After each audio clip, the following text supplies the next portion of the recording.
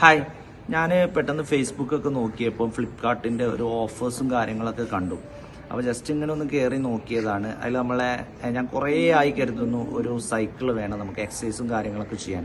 അപ്പോൾ അത് leader beast cycle എന്ന് പറഞ്ഞിട്ടുള്ള ഫേമസ് ആയിട്ടുള്ള കമ്പനി. അതിൻ്റെ റേറ്റ് വരുന്ന ഏകദേശം 6000 രൂപൻ്റെ അടുത്താണ്. പക്ഷെ നമുക്ക് നല്ലൊരു ഓഫറിൽ കിട്ടുന്നുണ്ട് 567 രൂപക്ക്. ഫ്ലിപ്കാർട്ടിൻ്റെ ആണ് ഇത്. പല പ്രൊഡക്റ്റുകൾ നമ്മൾ ചെക്ക് ചെയ്തപ്പോൾ കണ്ടു കേട്ടോ. ഐഫോൺ ആയിക്കോട്ടെ, മറ്റു പല പ്രോഡക്റ്റുകളും നമ്മൾ കണ്ടു 1000-2000 രൂപക്ക് ഐഫോൺ അല്ലേ.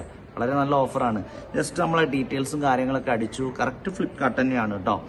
ജസ്റ്റ് പേയ്മെൻറ്റ് ഗേറ്റ്വേക്ക് പോയപ്പോൾ അതിൽ കൊടുത്തിരിക്കുന്നത് just payment PhonePe, Google pay എന്ന് പോലെയുള്ള അക്കൗണ്ട് മാത്രമാണ്. ക്യാഷ് ഓൺ ഡെലിവറി എന്നൊരു സംഭവമില്ല.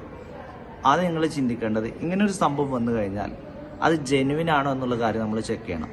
അതിനുവേണ്ടി ഒന്നും ചെയ്യേണ്ട ആവശ്യമില്ല. ഫ്ലിപ്കാർട്ടിൻ്റെ ഒഫീഷ്യലി നമുക്ക് ആപ്പും കാര്യങ്ങളൊക്കെ ഉണ്ടാവാം, അല്ലെങ്കിൽ ആമസോൺ പോലത്തെ ഇതൊക്കെ ആണെങ്കിലും ആ ആപ്പും കാര്യങ്ങളൊക്കെ നമുക്ക് എന്ത് ചെയ്യാം, അതിൽ ജസ്റ്റ് ഒന്ന് കയറി നോക്കുക, ആ പ്രൊഡക്റ്റ് ഒന്ന് ടൈപ്പ് ചെയ്ത് നോക്കുക.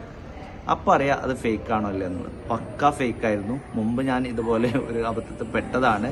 നമ്മളെ കയ്യിൽ നിന്ന് ക്യാഷ് കൊണ്ട് പോയി എന്നല്ലാതെ അല്ലേ, 2000 രൂപക്ക് ഐഫോൺ എന്നൊക്കെ പറഞ്ഞ് പെട്ടെന്ന് ചാടി കയറി. അപ്പോൾ ഇതുപോലുള്ള അബദ്ധങ്ങൾ ആർക്കും വരരുത്.